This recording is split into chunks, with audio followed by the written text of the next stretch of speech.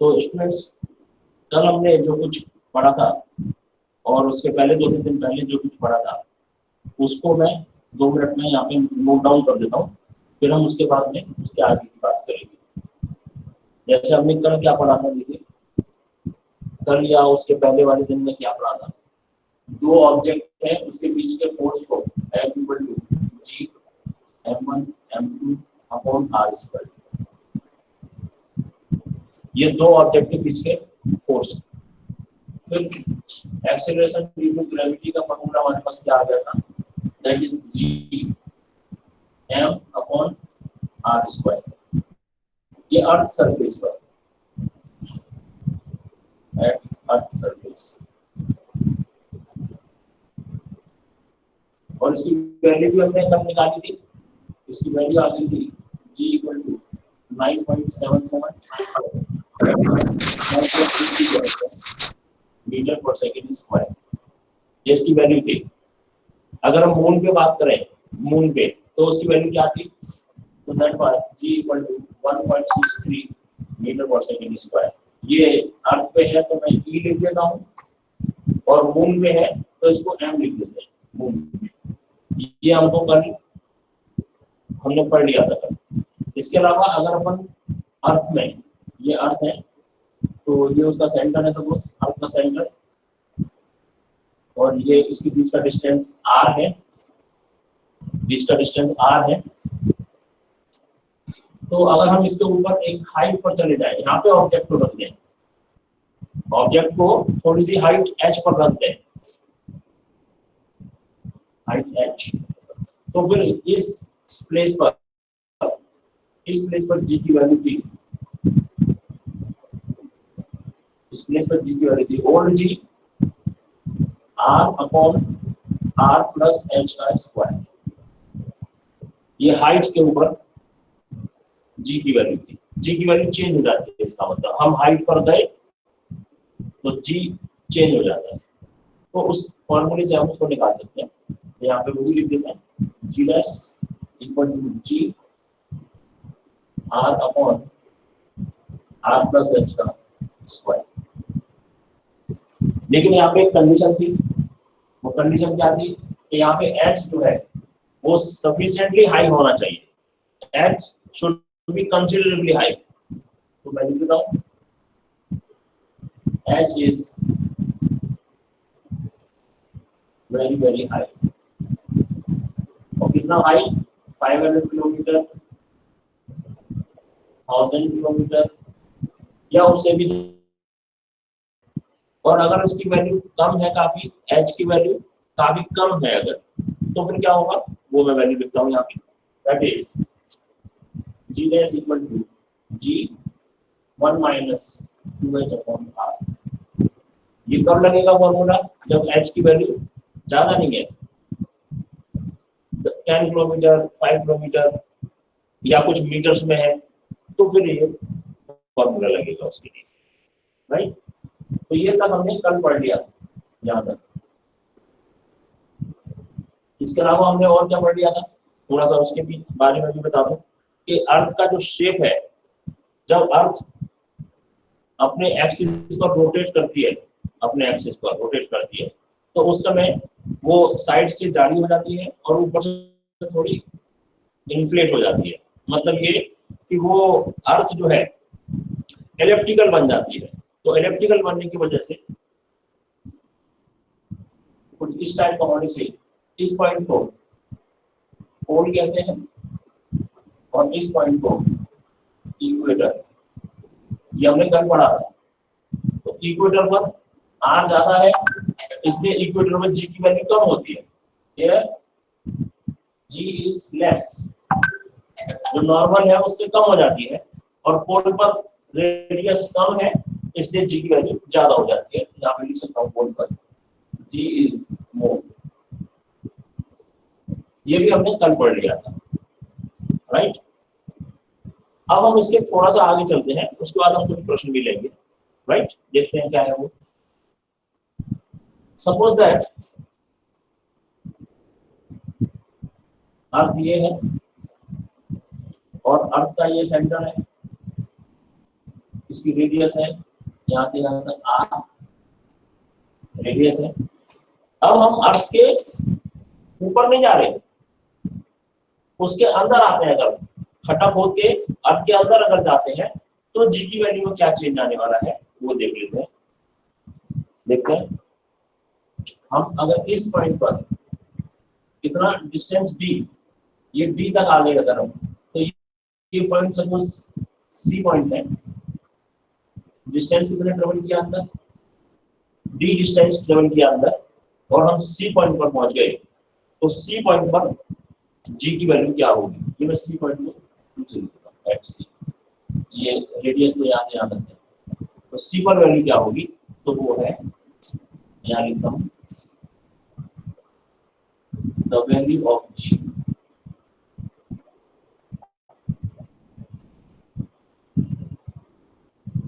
inside the earth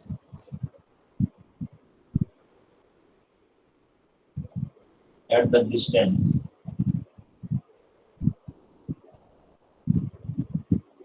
d, क्या होने वाली है वो देखिए, g dash equal to old g 1 minus b upon r, ये इसकी वैल्यू नोट कर लीजिए इस वैल्यू का, और मैं वहां भी लिख देता हूँ d अंदर अगर आए तो g की वैल्यू क्या होती है, मैं नोट कर लीजिए। देखिए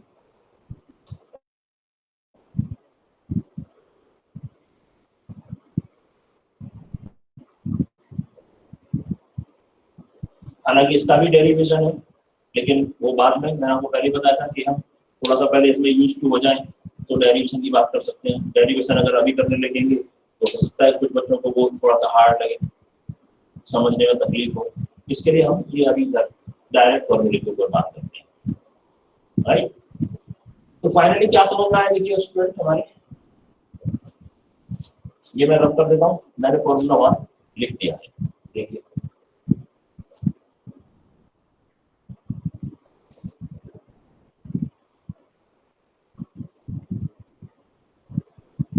ये डायग्राम ऐसे ही रहेगा, इसमें देख लेते हैं। पहली बात क्या कि अर्थ के सरफेस पर जी की वैल्यू क्या है, 9.8 मीटर पर सेकंड स्क्वायर, यानी ये पॉइंट अगर ए है तो यहाँ पे जी की वैल्यू 9.8 मीटर पर सेकंड स्क्वायर इतनी होती है, 9.8 मीटर पर second square at the earth surface. तो मैं यहाँ लिखूं the value of g at earth surface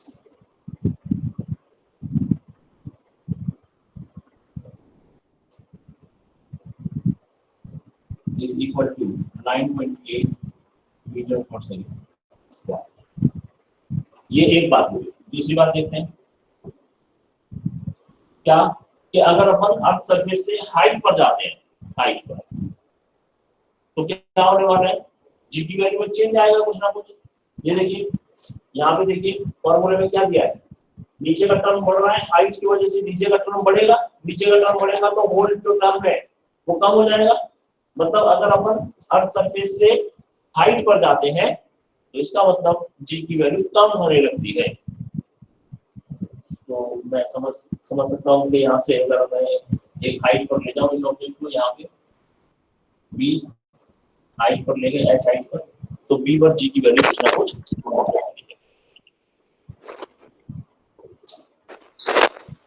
okay.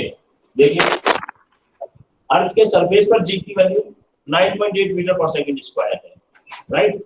लेकिन अगर अपन अर्थ के सरफेस से हाइट पर जाते हैं और ऊंचाई पर चले जाते हैं तो जी की वैल्यू क्या होगी, तो ये फॉर्मूला में आपको दिख रहा है क्या, ये फॉर्मूला हाइट एच पर, तो नीचे का टर्म बढ़ जाएगा, इंक्रीज हो जाएगा, आर प्लस एच, कुछ ना कुछ हाइट ऐड हो जाएगी।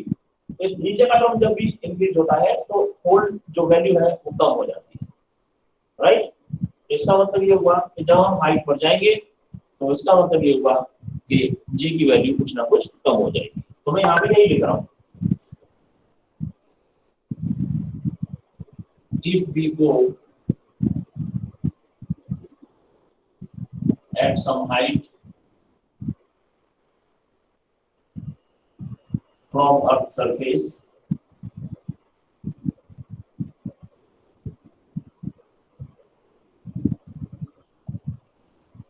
if we go at some height from Earth's surface, जैसे उसमें B की तरफ गए हम, the value of G will decrease, कम हो जाएगी, the value of G will decrease, कम हो जाएगी। और अगर हम इसी तरह से नीचे की तरफ आए, अर्थ के अंदर अगर अपने एंट्री की सेंटर की तरफ, तो देखिए ये फॉर्मूला क्या है, डी अपॉन आर है, यानी डी बढ़ रहा है, जी बढ़ रहा है तो 1 से माइनस होगा तो कम हो जाएगा ओवरऑल वैल्यू। इसलिए जब हम अर्थ के सरफेस से नीचे की तरफ जाएंगे, अंदर की तरफ जाएंगे अर्थ में, उसके बाद भी जी की वैल्यू कम हो जाएगी। तो यहाँ लिख देता हूँ मैं, if we go inside the earth,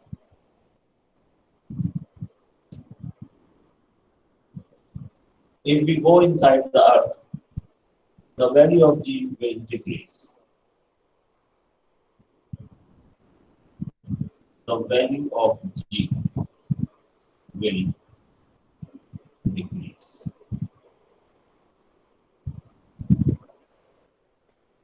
तो इसका मतलब ये हुआ G की वैल्यू मैक्सिमम सिर्फ सरफेस पर होती है। G की वैल्यू मैक्सिमम सरफेस पर होती है, सिर्फ सरफेस पर।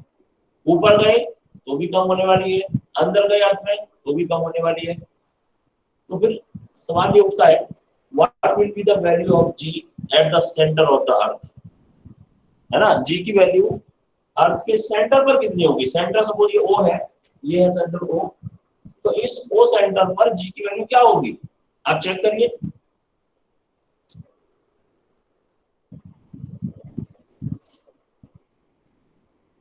सही है, आपके कमेंट्स में सही जवाब आ रहे हैं।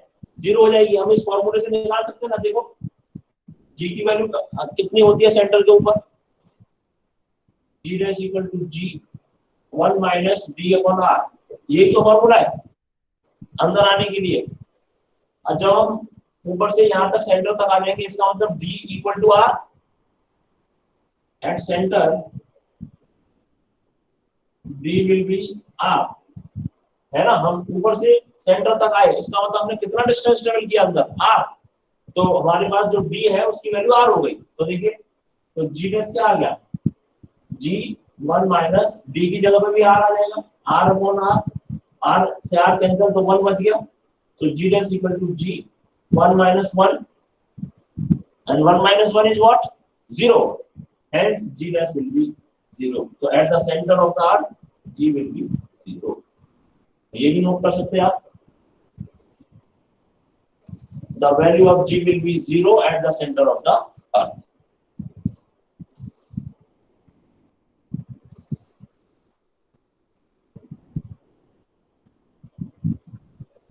Zero. At the center of the earth.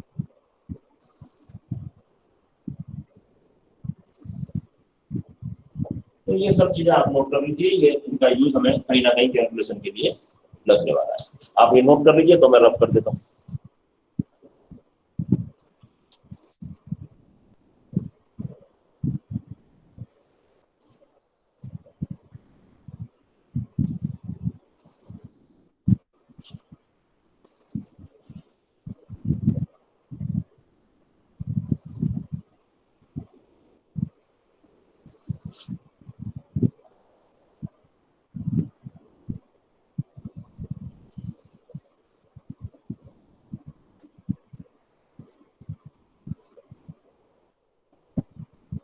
देखिए, कोई भी बच्चा किसी भी प्रकार से टीचर का ऑडियो या वीडियो ऑफ नहीं करेगा, इससे पूरे क्लास को परेशानी होती है।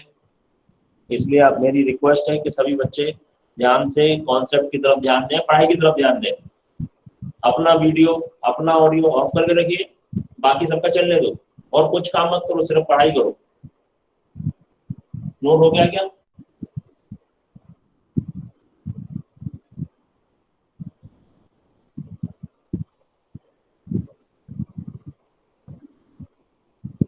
ठीक है, मैं अब ऊपर से रब करना शुरू कर देता हूँ उसको और आगे की बात करते हैं। देखिए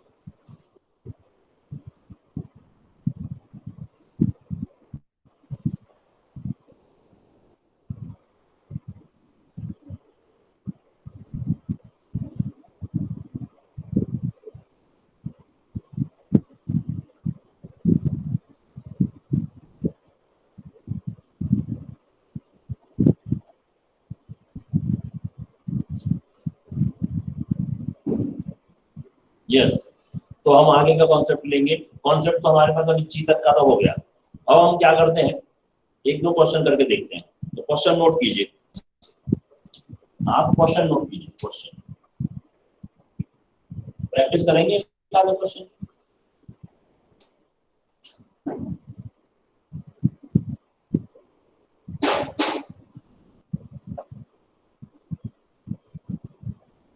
What will be the acceleration due to gravity?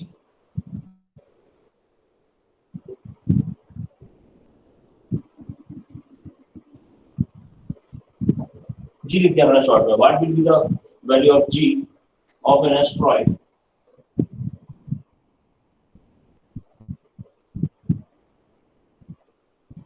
What will be the value of G at the asteroid? Asteroid समझते, जो भी यूनिवर्स में जो भी ऑब्जेक्ट होते हैं, प्लैनेट हो, सैटेलाइट हो या कोई भी ऑब्जेक्ट हो, उसे हम एस्टेरॉइड कह सकते हैं एक तरीके से। एस्टेरॉइड प्लैनेट से छोटा है, सैटेलाइट से बड़ा है, या सैटेलाइट से भी छोटा हो सकता है, कुछ भी, किसी भी सेलेस्टियल ऑब्जेक्ट को हम कह रहे हैं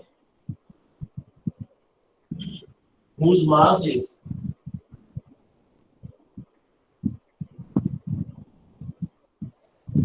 2 into 10 power 15 kg and radius is 12,000 meter.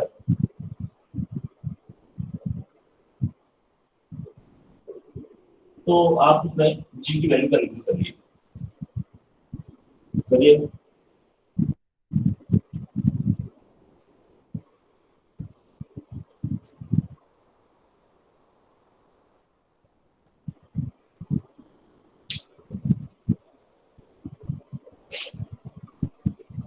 Radius 12,000 metre, 12,000 metre radius.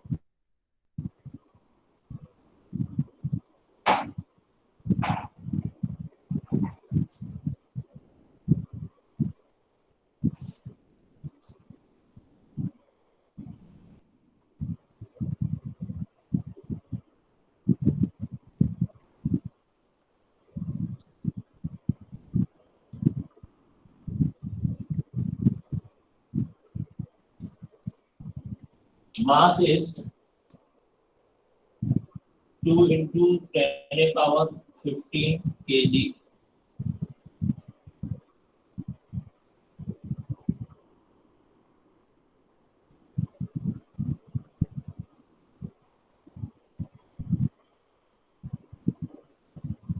आपके यहाँ पे इंटरनेट की स्पीड अगर थोड़ी कम होगी तो कभी कभी वीडियो ब्लर होने वाला है, इसलिए इंटरनेट की स्पीड की तरफ ध्यान दीजिए।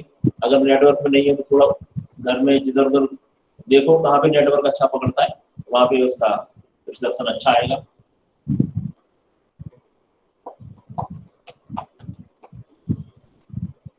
तो देखते हैं जी की वैल्यू क्या होती है। G is equal to G M upon R square, ये होती है जी की वैल्यू। इसमें हम वैल्यू लिख देंगे जी, capital G is 6.67 into 10 power minus 11, mass 2 into 10 power 15, 12,000 metre. तो 12,000 का होल स्क्वायर,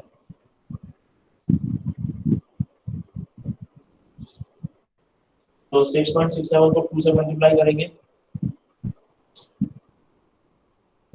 तो आ जाएगा जी इक्वल टू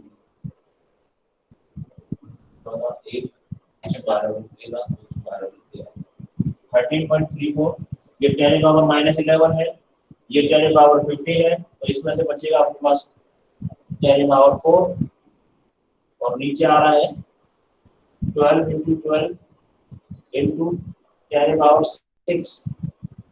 3 जीरो है तो स्क्वायर करने से 6 जीरो हो जाएंगे, तो ये कैंसिल हो जाएगा और 10 यानी 100 आ जाएगा यहाँ पे आंसर। ओके, और 12 12 का 144, तो 13.34 अपॉन 144.00।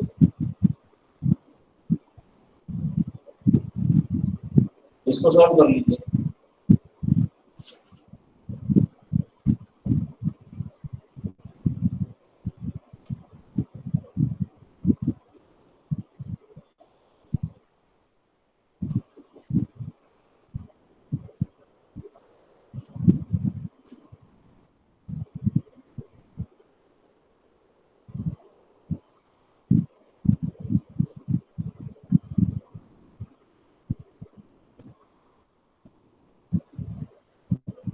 तो इसको सॉल्व करके आप लिख दीजिए, जो भी आंसर आएगा वो इसका आंसर हो जाएगा। ओके,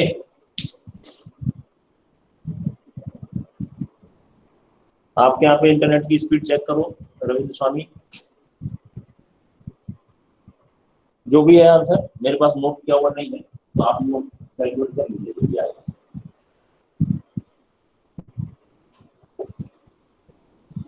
दूसरा क्वेश्चन लेते हैं।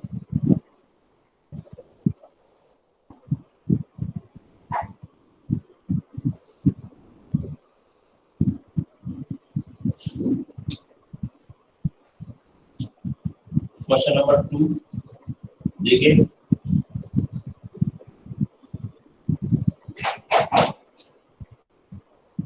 if object is taken, if object is taken up to the height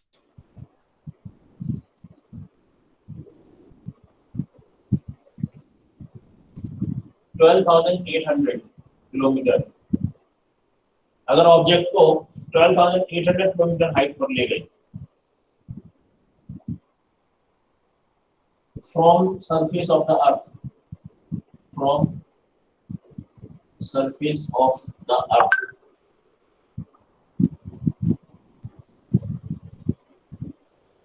then find the value of g, find the value of g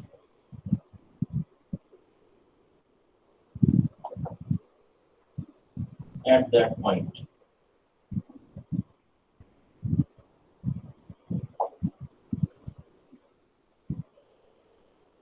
calculate करिए।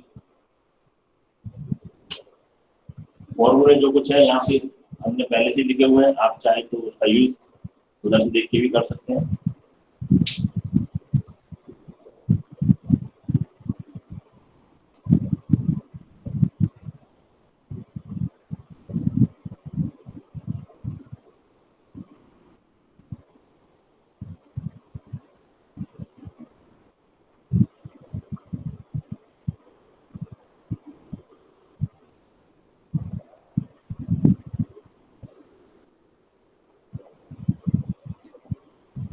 जो भी आपका आंसर आएगा आप कमेंट में भेज सकते हो। वीडियो ब्लर हो रही है। इंटरनेट की स्पीड चेक करो, आपके यहाँ पे इंटरनेट की स्पीड का ज्यादा बड़ा प्लान लो, क्योंकि इंटरनेट स्पीड अगर आपके पास कम होगी तो वीडियो ब्लर आता है।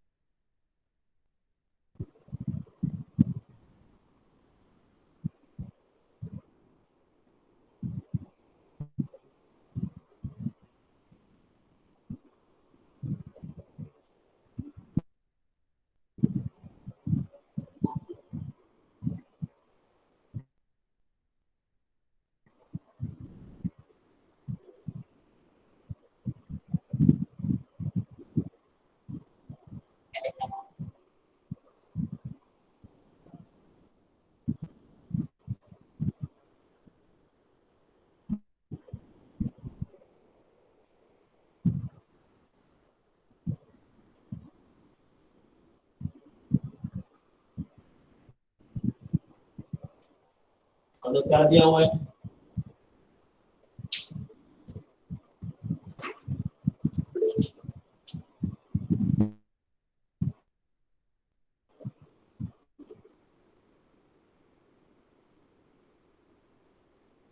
ट्वेंटी 4.42 अलग अलग आए आंसर। अर्थ का रेडियस 6,400 किलोमीटर होता है, लेकिन इससे ऊपर अगर हम यहाँ चले गए 12,800 किलोमीटर ऊपर अर्थ की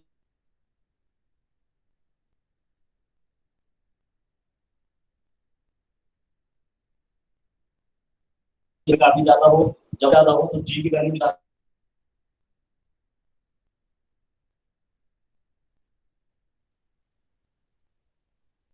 के लिए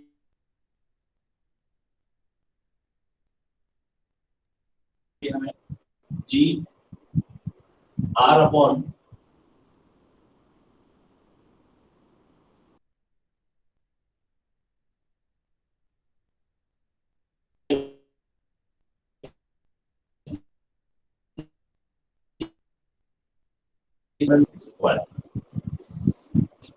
डिवाइडेड बाई 19,200 तो 2 जीरो से 2 जीरो कैंसिल हो गया, और ये 64 से 192 को 3 times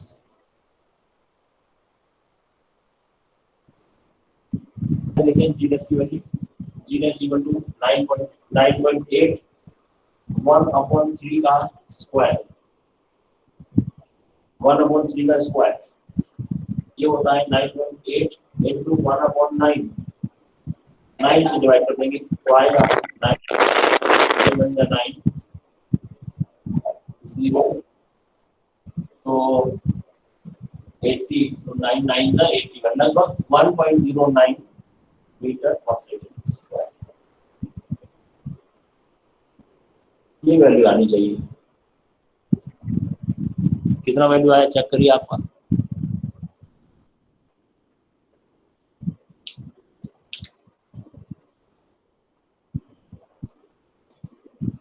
no sound no video. क्या बाकी के लोगों को कोई साउंड कोई वीडियो नजर नहीं आ रहा क्या?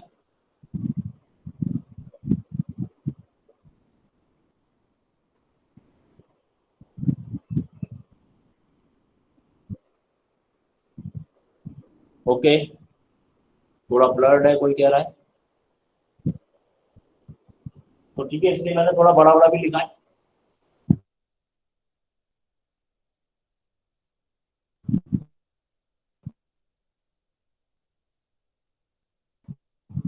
ओके 0.09 आ रहा है, अगर ये सही है तो आप भी चेक करके देखिए कोई कैलकुलेशन मिस्टेक तो नहीं है मेरी तरफ से।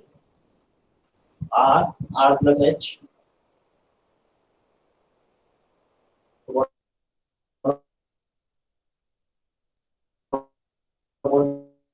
3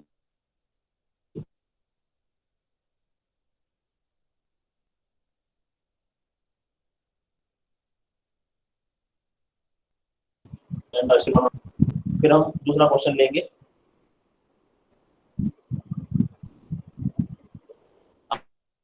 आप लोग नोट कर लीजिए इसको।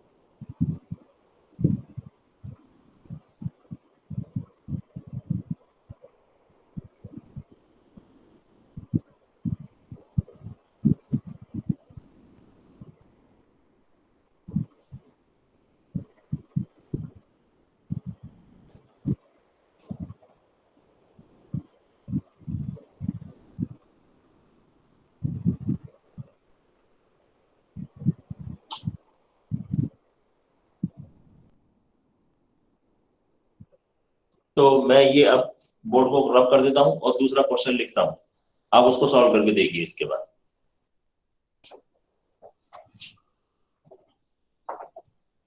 वो सूरज वर्मा को वीडियो स्टॉप करने को बोलो। सुरेश वर्मा, वीडियो ऑन किया। सुरेश वर्मा कौन है? वो अपना वीडियो ऑफ कीजिए, वीडियो आपने ऑन किया हुआ है। सुरेश वर्मा अपना वीडियो ऑफ कीजिए।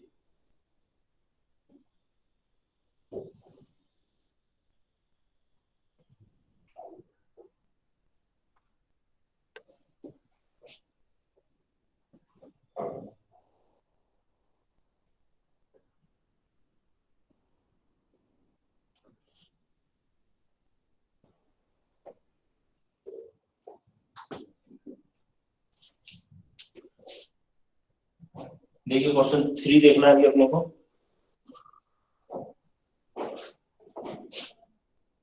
if we go at the height 19,200 kilometer, if we go at the height 19,200 kilometer from the center of the earth,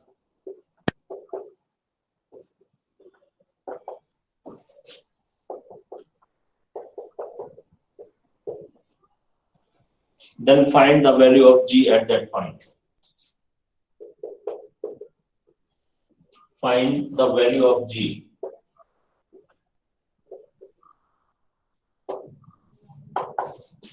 at that point.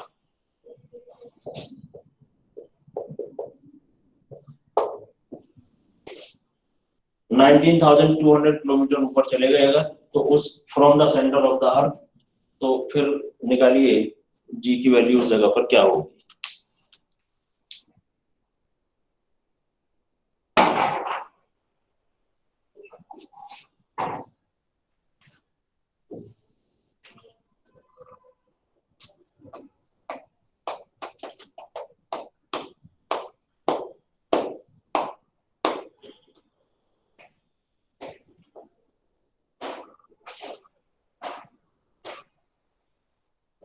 बच्चों ने कमेंट भेजे हैं, अच्छे लगे मुझे। 30 सेकेंड और ट्राई कीजिए, फिर मैं करता हूं। अच्छा है आंसर, आप सही भेज रहे हैं वैसे तो।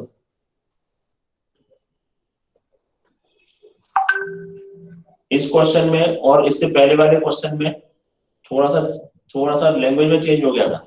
वैल्यू तो चेंज थी, पहले के क्वेश्चन में from the surface of the earth था, ये वाले क्वेश्चन में from the centre of the earth है।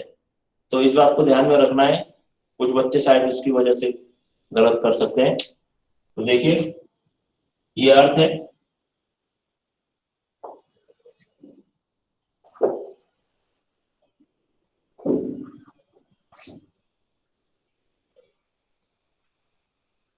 तो ये इसका रेडियस है 6,400 किलोमीटर, और ये जो 19,200 है from the centre of the earth है, सेंटर से, तो यहां से लेना शुरू करेंगे इसको।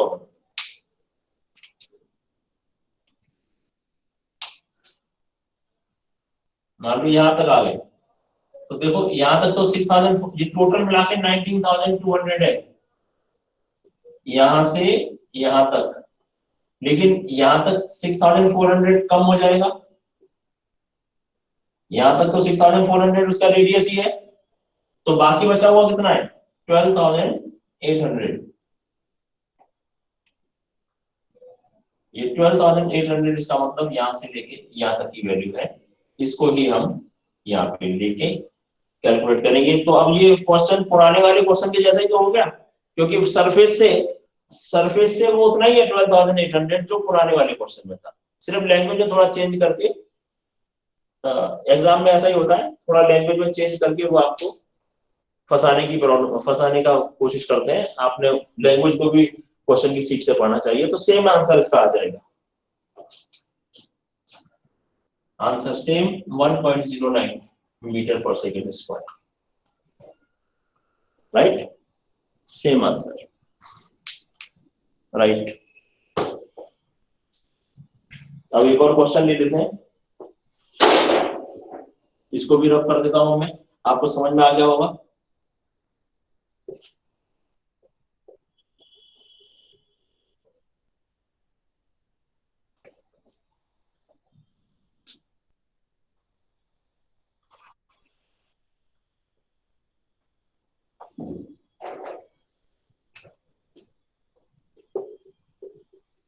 क्वेश्चन 4 है आज के लिए ये। Find the value of g,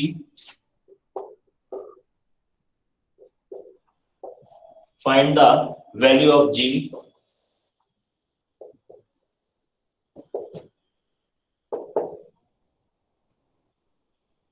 if we go, find the value of g if we go 3200 kilometer inside the earth, inside जा रहे हैं हम, inside the earth।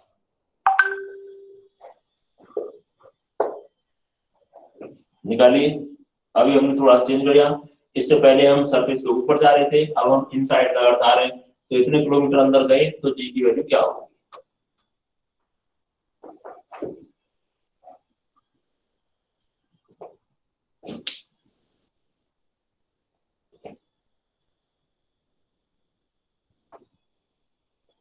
कोशिश कीजिए।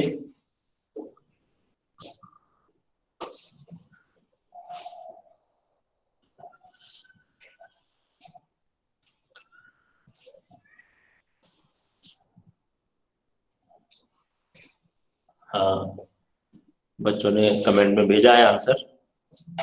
इट इज लुकिंग गुड, अच्छा है। इसी तरीके से आप मेहनत करते रहिए। थोड़ी हम प्रैक्टिस करा रहे हैं, थोड़ा फिर कॉन्सेप्ट, बाकी फिर असाइनमेंट के माध्यम से आपके क्वेश्चन लेंगे, फिर ऑनलाइन एग्जाम भी लेंगे अगर आपका। ओके, 4.9 मैक्सिमम बच्चों ने भेजा है अभी तक। स्क्वायर करते हैं,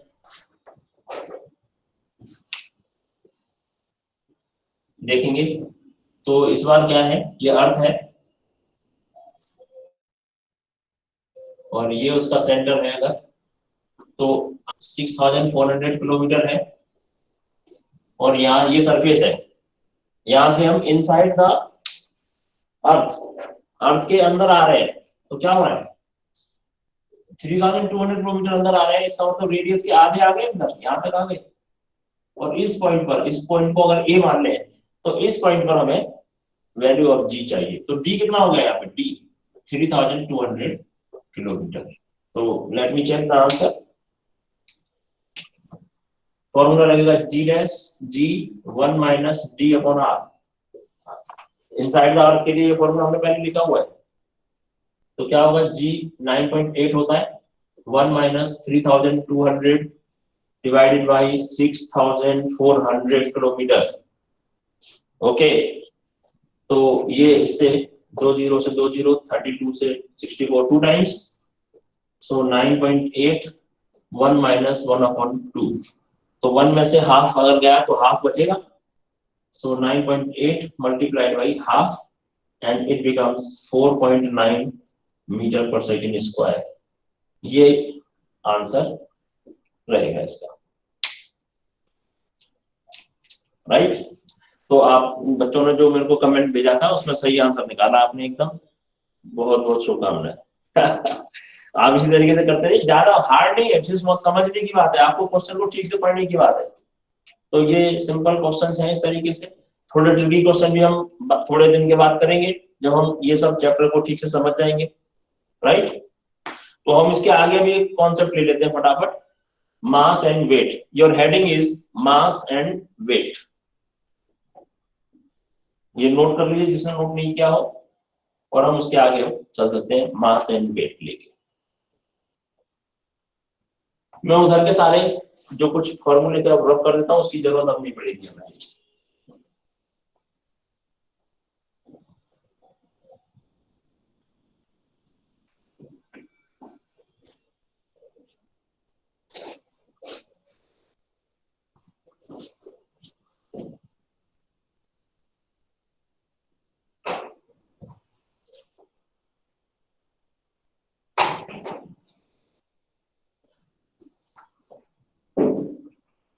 Your next heading is mass and weight.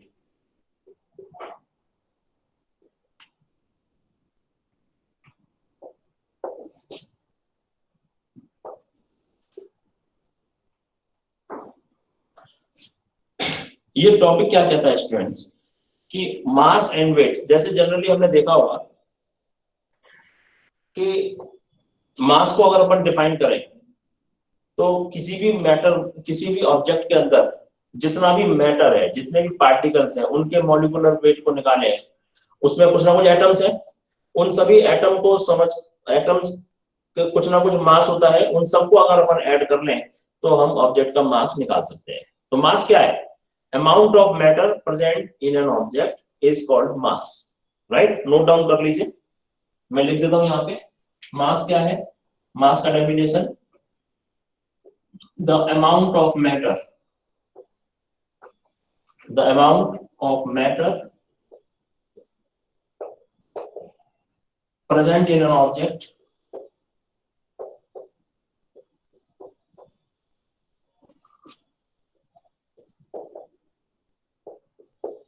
is called as mass, उसे हम मास कहते हैं। The amount of matter present in an object is called as mass. Note कर लीजिए। अब इसका ऐसा यूनिट आप सबको पता है, आप बहुत दिनों से लगातार ये चीजें पढ़ते हैं मास के बारे में, तो बिल्कुल बेसिक क्वांटिटी है एक्चुअली मास, इसके लिए इसको ऐसा यूनिट में इंक्लूड भी किया गया है। तो ऐसा यूनिट केजी, किलोग्राम में हम इसको रिप्रेजेंट करते हैं, ऐसा यूनिट। और what is the CGS unit? Is gram G. ये किलोग्राम और ये क्या है? Gram, right? ये सीजीएस यूनिट। अब इसकी इंपॉर्टेंस क्या है? देखिए, मास एक स्केलर क्वांटिटी है, जैसे आपको पता है मास एक स्केलर क्वांटिटी है, क्योंकि हम अगर किसी शॉपकीपर के पास जाएं और उससे शुगर मांगे, हमें 2 kg शुगर चाहिए, 2 kg मतलब KG is unit of mass, तो फिर मास मांग रहे हैं हम, तो मास 2 kg चाहिए अपने को, 2 kg शुगर चाहिए, तो उसमें डायरेक्शन की तो जरूरत पड़ेगी नहीं अपने को। हम ये थोड़ी कहेंगे किसी को कि भैया 2 kg शुगर देना नॉर्थ साइड में नॉर्थ साउथ ईस्ट वेस्ट का कोई प्रश्न ही नहीं है ना, सिर्फ sugar mean sugar, 2 kg sugar. वो अपने जो वेइंग स्केल है उसके पास, वेइंग मशीन है, उसमें वो उसकी मोजमाप करेगा, तोलेगा और आपको दे देगा 2 kg शुगर। कोई डायरेक्शन की तो जरूरत नहीं है। इसका मतलब हम क्या कह सकते हैं? Mass is a scalar quantity. Okay, लिख देता हूं मैं यहाँ पे, स्केलर क्वांटिटी। मास स्केलर क्वांटिटी है, इसमें किसी डायरेक्शन की जरूरत नहीं पड़ती है अपने को। दूसरी बात क्या है? मास एक अपने आप में एक ऐसी क्वांटिटी बेसिक, जैसे मास को हम अर्थ पर कहीं पे भी ले जाएं, किसी भी ऑब्जेक्ट को कहीं पे भी ले जाएं, तो उसका मास चेंज होने वाला नहीं है, क्योंकि मास तो फिर उसके अंदर के मैटर की क्वांटिटी है, अमाउंट ऑफ मैटर है। वो किसी और जगह पर अर्थ के ऊपर ले जाने से उसमें मैटर का अमाउंट जो है वो थोड़ी कम ज्यादा हो जाएगा। जब वो कम ज्यादा नहीं हो जाएगा, इसका मतलब mass will remain the same. इसका मतलब mass can not change anywhere, even earth की बात ही नहीं है, हम इसको अगर यूनिवर्स में कहीं पे भी ले जाएं, हम मून पर ले जाएं, मार्स पे ले जाएं, वीनस पर ले जाएं, लेकिन मास कभी किसी का चेंज होने वाला नहीं है। तो हम ये बात भी यहाँ पे स्टार बना के लिख सकते हैं, mass never changes anywhere in the universe. लिख दीजिए आप ऐसा, mass never changes in whole of the universe.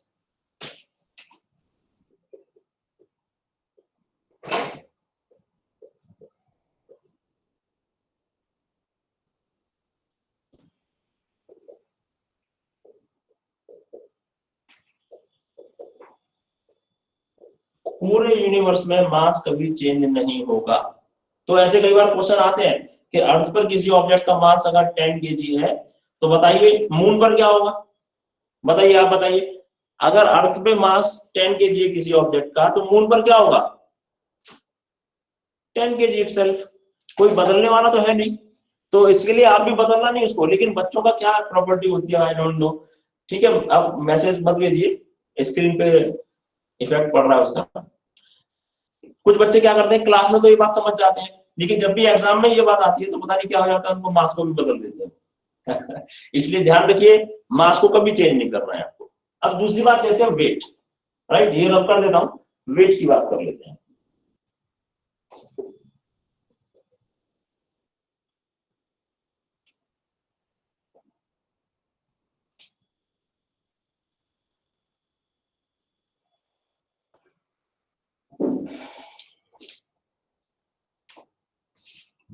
Student एक बात समझते हैं, अगर मान लो यहाँ पे कोई हमने एक ऑब्जेक्ट रखा,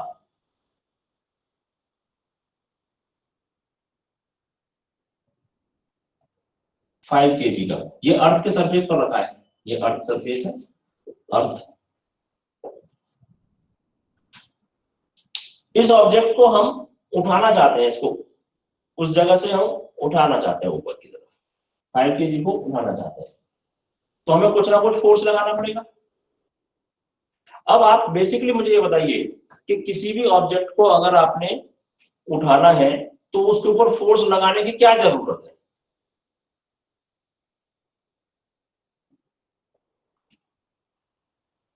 सपोज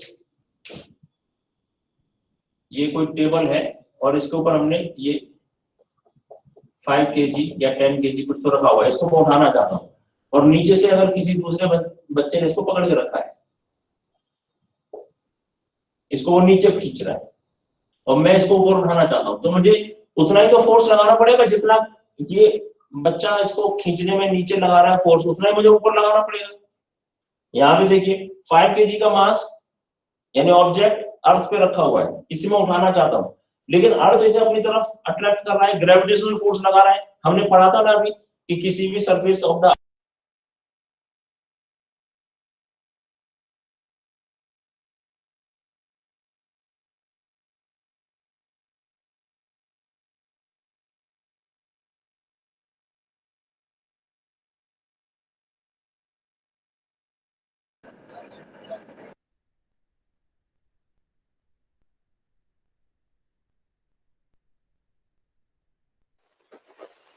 वॉइस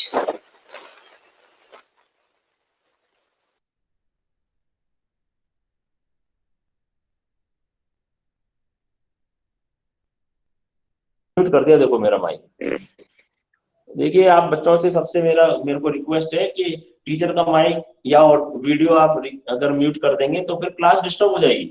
तो बच्चे जरा ध्यान रखिए कि कोई भी टीचर का माइक या फिर वीडियो किसी भी हालत में ऑफ नहीं करना चाहिए। चलिए ठीक है, देखते हैं अगर कोई ऑब्जेक्ट 5 केजी का अर्थ के ऊपर रखा हुआ है तो उसके ऊपर बस किशन है, बात मत करिए, सुनिए मेरी बात को सिर्फ, कि अगर 5 केजी का कोई ऑब्जेक्ट अर्थ के ऊपर रखा है तो अर्थ उसके ऊपर कितना फोर्स लगाता है, ये हम चेक करते हैं अभी। फोर्स का तो फॉर्मूला वही है G m m/r²। तो इसमें से m ये ऑब्जेक्ट का मास है, इसको मैं बाहर ले लेता हूं तो बचा कितना, G m/r² बचा। और ये G m/r² क्या होता है भाई, G m/r², it is G, small g, acceleration due to gravity. तो यहाँ पे क्या लिखेंगे, फोर्स कितना लगाता है, m इंटू जी, इतना फोर्स लगता है किसी भी ऑब्जेक्ट पर अर्थ अपनी तरफ पुल करने के लिए। तो ये फोर्स अर्थ अपनी तरफ लगा रहा है कितना, m इंटू जी, ये फोर्स लगा रहा है। और जब मुझे इस ऑब्जेक्ट को उठाना है तो मुझे अर्थ जितना फोर्स लगा रहा है उतना ही तो फोर्स लगाना पड़ेगा उसको उठाने के लिए। अर्थ अपनी तरफ खींचेगा, मैं अपनी तरफ खींच के ले जाऊंगा, राइट। तो मुझे mg फोर्स ही लगाना पड़ेगा अर्थ से उठाने के लिए। और किसी भी ऑब्जेक्ट को जब हम कहीं से उठाते हैं तो वही तो उसका वेट होता है, कहते हैं ना कितना वेट है, कितना वेट हम पुल कर सकते हैं, कितना वेट हम उठा सकते हैं। तो जो कुछ अर्थ अपनी तरफ फोर्स लगाता है किसी ऑब्जेक्ट के ऊपर, that is called as weight of the object, right. तो हम वेट की डेफिनेशन लिख लेते हैं तुरंत, आप लोग कॉपी पेन निकालो और लिख लो वेट क्या है। वेट की डेफिनेशन लिख रहे हैं, वेट की डेफिनेशन लिख लीजिए, the gravitational force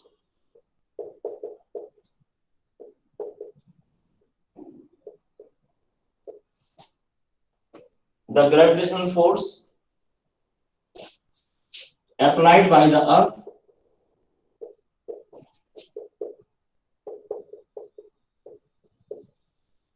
the gravitational force applied by the earth on an object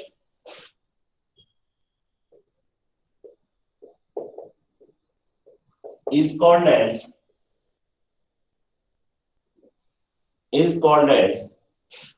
weight of the object.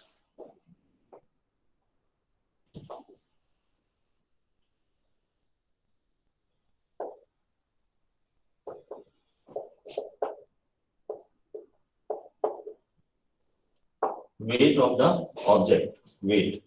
तो weight क्या है? Weight is equal to gravitational force of earth.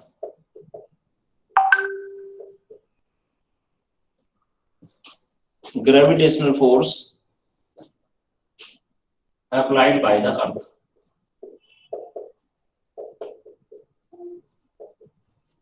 और ग्रेविटेशनल फोर्स क्या होता है? G(m)(m) upon r square. Gravitational force क्या होता है? G(m)(m) upon r square. तो हम इसमें से मास को, ऑब्जेक्ट के मास को बाहर ले लें तो बच गया G(m) अपॉन r स्क्वायर. और G(m) अपॉन r स्क्वायर को हम कहते हैं small g acceleration due to gravity. इसको हम एक्सीलरेशन ड्यू टू ग्रेविटी कहते हैं g. तो फिर वेट क्या आ गया? तो मैं यहां लिखता हूं hence weight is equal to m into g.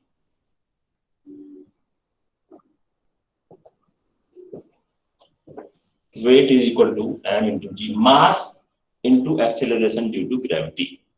ये किसी भी ऑब्जेक्ट का weight on the earth surface. वैसे दूसरे किसी प्लेनेट पर भी उसका वेट यही होगा m into g. सिर्फ g की वैल्यू उस प्लेनेट के हिसाब से बदल जाएगी.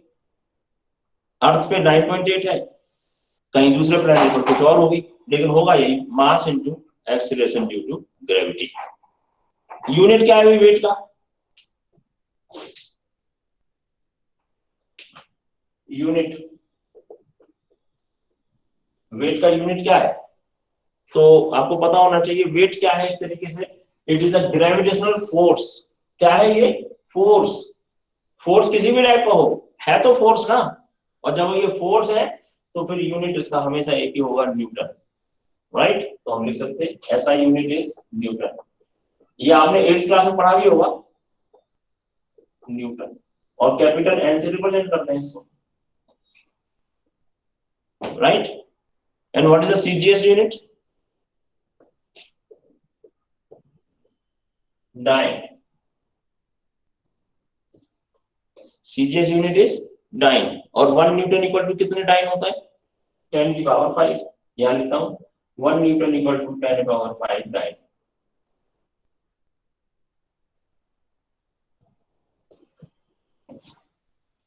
नोट कर लीजिए. अच्छा, एक बात और फाइनली बता दीजिए, उसके बाद हम ये क्लास खत्म कर देंगे आज. कि वेट कैसी क्वांटिटी है? स्केलर या वेक्टर? कैसी क्वांटिटी है वेट? कैसी क्वांटिटी है, स्केलर या वेक्टर? वेक्टर. बिल्कुल राइट बताया भरगंडे रणदीप ने, रामराव वाघमारे, मुंजने सृष्टि, ज्योतिबा कांदे. बिल्कुल सही बता रहे हैं आप लोग. ठीक है, बस मैं समझ गया, आप लोगों को बताएं. अच्छा, क्यों है वेक्टर ये भी समझ लेते हैं. ओके, मैं समझ गया, आप लोग समझ गए. Thank you very much. ये वेक्टर क्यों है ये भी देख लेते हैं. Because weight is a type of force. Weight क्या है? It is a type of force. और फोर्स तो वेक्टर है. हमेशा फोर्स की तो डायरेक्शन होती है, किधर लगाना है फोर्स? इस डायरेक्शन में. तो डायरेक्शन है ना. तो क्योंकि वेट एक फोर्स है और फोर्स वेक्टर है, इसलिए वेट भी वेक्टर है. तो आप नोट कर लीजिए कहां तो भी, weight is a vector quantity. कहां तो भी नोट कर लो, वेट इज वेक्टर. राइट? तो आज की क्लास हम यही खत्म करते हैं. और आपको मैं असाइनमेंट कल तो नहीं भेज पाया था, थोड़ा टेक्निकल इशू थे, लेकिन आज मैं जरूर आपको एक असाइनमेंट भी भेजता हूँ. तो आप उसको सॉल्व करिए और मास और वेट तक का अपना कॉन्सेप्ट क्लियर रखिए. आपके पास जो भी टेक्स्ट बुक हो उसमें थोड़ा पढ़िए भी. जो कुछ मैंने पढ़ाया उसको भी दोबारा रिपीट कीजिए. कल फिर वापस इसी टाइम पे मिलेंगे. Thank you very much. Good luck. अच्छा हाँ, आप यहीं रहिए, इसी लिंक पर आपका मैथ्स का क्लास होगा, मार्जी जी का, राइट, इसी लिंक पर रुके रहिए। Thank you very much. Link यही रहेगा, इसके लिए मैं, इसका वीडियो चालू है, राइट, आप लोग यहीं रुकिए, मैथ्स का क्लास अभी तुरंत होगा इसके बाद। Thank you.